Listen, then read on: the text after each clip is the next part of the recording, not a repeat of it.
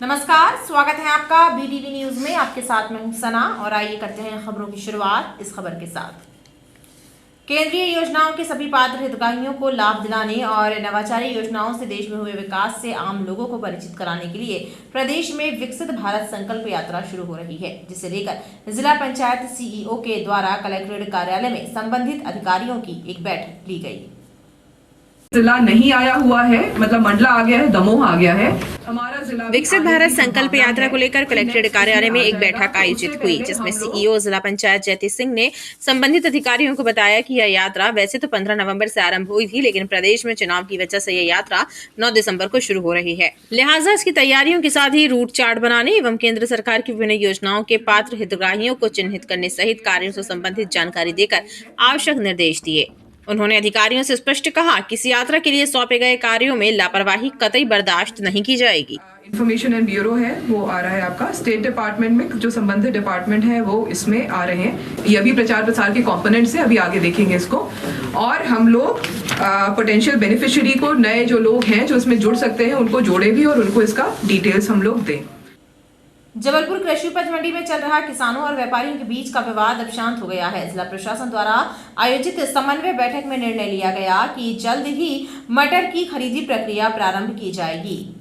देश के हम भंडार भरेंगे, लेकिन कीमत पूरी। जिला प्रशासन एवं कृषि उपज मंडी प्रबंध समिति द्वारा एक समन्वय बैठक का आयोजन किया गया, जिसमें किसान संघ और व्यापारियों ने अपनी अपनी मांगों से जिला प्रशासन को अवगत कराया। किसान संगठन ने जहां बड़े एवं नए स्थान पर कृषि उपज मंडी बनाने की मांग रखी, तो वहीं अनाज व्यापारियों ने सुरक्षा प्रदान करने की मांग की। साथ ही साथ हड़ताल के दौरान हुए नुकसान की भरपाई कराने की मांग की। इन 4 दिन में सबसे ज्यादा नुकसान हुआ है किसानों का। अब जाकर के देखेंगे तो हर गांव में करोड़ों का माल नुकसान पड़ा है और इतनी अच्छी मात्रा में मटर हो रहा था, लेकिन उसके बाद भी जिला प्रशासन ने इसमें कोई संज्ञान लिया नहीं। उसका खामियाजा भोगना पड़ा है किसान को। हमको अगर जिला प्रशासन से गारंटी मिलती है कि हम जबलपुर में आपकी सुरक्षा की गारंटी देते हैं, जो हमारा ऑल इंडिया का व्यापारी यहाँ हरे मटर के लिए खरीदी करने आता है, उसकी जिंदगी की और उसके माल की हम गारंटी देते हैं। अगर गारंटी हमको मिलती है तो हम मटर खरीदी का काम आज से ही शुरू कर देंगे, और अगर गारंटी नहीं मिलती है तो हम अनिश्चितकालीन बंद अपने कारोबार को बंद रखेंगे। नुकसान हुआ है लगभग 3 से 4 करोड़ का नुकसान हमारे बाहर के व्यापारियों का हुआ है, जिन्होंने उस दिन 20 रुपए से 25 रुपए किलो में मटर को खरीदा था। बैठक में निर्णय लिया गया कि जल्द ही मटर की खरीदी प्रक्रिया प्रारंभ की जाए और समन्वय बनाकर कार्य किया जाए। इस वर्ष की अंतिम नेशनल लोक अदालत का आयोजन 9 दिसंबर को किया जा रहा है, जिसमें 2,03,000 से ज्यादा लंबित मामले और 4,15,000 से अधिक प्री लिटिगेशन के प्रकरण निराकरण के लिए रखे गए हैं, जिनको आपसी सहमति के आधार पर निराकृत किया जाएगा। इस बार जो लंबित जो प्रकरण है उनकी संख्या जो रेफर किए गए हैं, मध्य प्रदेश उच्च न्यायालय के मुख्य न्यायमूर्ति जस्टिस रवि मलिमत एवं सालसा के कार्यपालक अध्यक्ष जस्टिस शील नाग के मार्गदर्शन में 9 दिसंबर को वर्ष की अंतिम नेशनल लोक अदालत आयोजित की जाएगी, जिसके संबंध में जानकारी देते हुए मध्य प्रदेश राज्य विधिक सेवा प्राधिकरण के सदस्य सचिव रत्नेश चंद्र सिंह बिसेन ने कहा कि पक्षकारों को त्वरित एवं सुलभ न्याय प्रदान करने के लिए लोक अदालत बेहद कारगर साबित हो रही है। यही वजह है कि लोक अदालत के प्रति लोगों का विश्वास भी बढ़ा है। वर्ष की अंतिम नेशनल लोक अदालत में निराकरण के लिए शामिल किए गए प्रकरण के लिए उच्च न्यायालय की तीनों पीठों में 12 खंडपीठ एवं जिला न्यायालयों में 1321 खंडपीठों का गठन किया गया है। 9 दिसंबर 2023 को आयोजित की जा रही है, जिसमें कुल जो कि है 2,03,485 पेंडिंग प्रकरण रखे गए हैं तथा प्री लिटिगेशन के कुल प्रकरण 4,15,614 रखे गए हैं।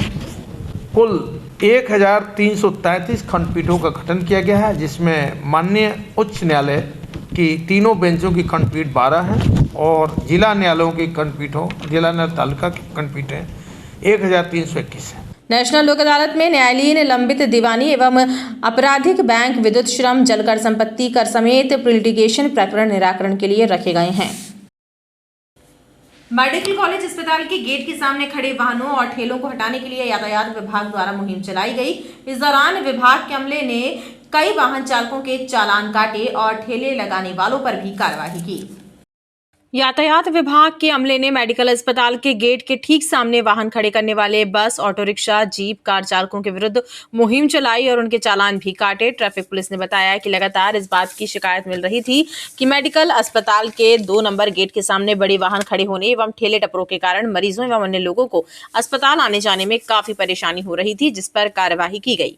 मेडिकल गेट के सामने दुकान और ऑटो लगा लेते हैं, जिससे मरीजों को अंदर जाने में असुविधा होती है। उसी के पालन में यहाँ पर पुलिस अधीक्षक महोदय के मार्गदर्शन में यहाँ पर ये चालानी कार्रवाई और यहाँ रोड पर जो हाथ ठेला वगैरह है उनको हटवाया गया है और हिदायत दी गई कि अगर दोबारा यहाँ लगे मिलेंगे तो सख्त से सख्त कार्रवाई की जाएगी।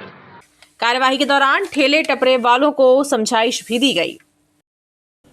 नगर निगम में प्रकाश विभाग एवं उद्यान विभाग की समीक्षा बैठक आयोजित हुई, जिसमें नागरिक सेवाओं को बेहतर करने पर विचार विमर्श किया गया।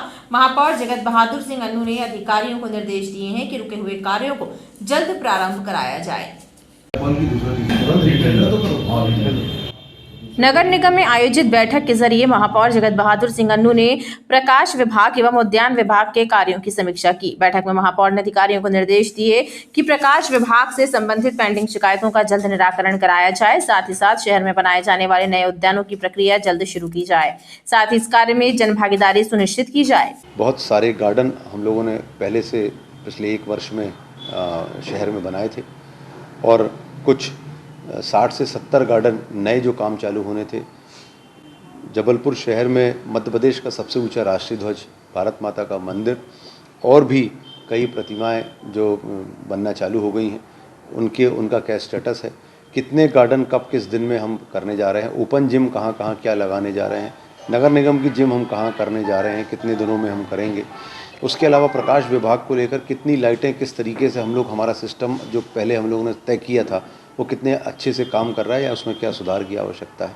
और इस प्रारंभिक बैठक में ये बात तय हुई कि आने वाले 3 महीने में जबलपुर शहर में प्रकाश विभाग को लेकर और गार्डन को लेकर बहुत सारे बड़े काम होने जा रहे हैं।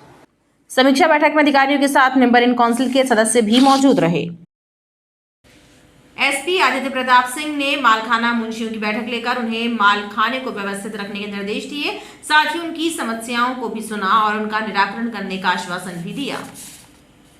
पुलिस कंट्रोल रूम में आयोजित बैठक के दौरान एसपी आदित्य प्रताप सिंह ने मालखाना मुंशियों से बातचीत कर उनकी परेशानियां सुनी और साथ ही उन्होंने कहा कि थाना हमारा घर है, लिहाजा जैसे घर साफ सुथरा रखते हैं वैसे ही मालखाने को भी साफ सुथरा रखना चाहिए।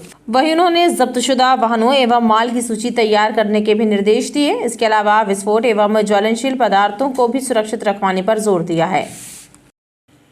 पहली पत्नी को तलाक दिए बिना शादी के 18 वर्ष बाद अधारताल क्षेत्र निवासी एक व्यक्ति दूसरी शादी रचा रहा था, जिसकी खबर मिलते ही विदिशा से आई पहली पत्नी जबलपुर पहुंच गई और अधारताल थाने में रिपोर्ट दर्ज कराई। पीड़िता की शिकायत पर पुलिस ने मामले को विवेचना में लिया है। विदिशा निवासी शैलेश श्रीवास्तव ने आधारताल थाने पहुंचकर रिपोर्ट दर्ज कराई है कि उनके पति जो फिलहाल उसके 2 बच्चों के साथ अमेरिका में रह रहे हैं, वो शहर आकर दूसरी शादी कर रहे हैं। शादी के 18 साल बाद बिना तलाक दिए दूसरा विवाह करने को गलत ठहराते हुए शैली ने पुलिस से इस मामले में उचित कार्यवाही करने की मांग की है। पीड़िता ने बताया कि उनके पति अमन श्रीवास्तव ने उन्हें 4 वर्ष पहले घर से निकाल दिया था और तभी से वो अपने मायके में रह रही हैं। अमन श्रीवास्तव ने अमेरिका में जब हम मूव हो गए थे तब 2019 में लड़ झगड़ के मुझे घर से बाहर निकाल दिया और फिर उसके बच्चे भी दोनों, जो कि हमारा एक लड़का है 15 साल का और एक लड़की है 12 साल की अब है दोनों। और अब मुझे पता चला, खबर मिली है कि वो जबलपुर आ गए हैं कुछ दिनों पहले और कल उनकी शादी है बिना एक शादीशुदा, मैं उनकी वाइफ हूँ, उसको डिवोर्स दिए बिना कल वो एक और दूसरी शादी कर रहे हैं और 10 तारीख को फ्लाइट लेके वापस अमेरिका जा रहे हैं दोनों बच्चों को लेके। पुलिस थाने में आए हुए हैं कि हम उन्हें कुछ लीगल एक्शन लें वो, ताकि उनको कल उनकी शादी रुकवाएं। आधारताल पुलिस ने मामला दर्ज कर विवेचना शुरू कर दी है। 2005 में हिंदू रीति रिवाज के अनुसार अमन श्रीवास्तव पिता सतीश श्रीवास्तव निवासी हाउसिंग बोर्ड कॉलोनी पुनीत नगर के साथ हुई थी। शादी के कुछ दिन बाद ही पति उसको दहेज के लिए परेशान करने लगा, मानसिक एवं शारीरिक रूप से प्रताड़ित करता था और पता चला है कि उसका पति दूसरी जगह शादी कर रहा है, जो प्रार्थना की रिपोर्ट पर अपराध कायम कर विवेचना में लिया गया। पीड़िता का आरोप है कि उनका पति अमन शादी करके 10 दिसंबर को फ्लाइट से वापस अमेरिका जा रहा है और उनके दोनों बच्चों को भी लेकर जा रहा है, लिहाजा पुलिस से मदद की गुहार लगाई है। न्यूनतम तापमान में भले ही इजाफा हो रहा है, लेकिन शीतलहर की वजह से दिन के वक्त भी लोगों को सर्दी का एहसास हो रहा है। मौसम वैज्ञानिकों के अनुसार बादलों के छटने के बाद कोहरा और धुंध छाई रहेगी। मौसम मुख्यतः शुष्क रहेगा। मौसमविदों ने बताया कि अधिकतम तापमान 26.7 डिग्री सेल्सियस रिकॉर्ड हुआ। न्यूनतम तापमान सामान्य से 5 डिग्री अधिक 15.7 डिग्री सेल्सियस दर्ज हुआ। वहीं उत्तरी हवाओं की गति लगभग 3 किलोमीटर प्रति घंटा रही। खबरों का सिलसिला लगातार जारी रहेगा। आप देखते रहिए BTV न्यूज।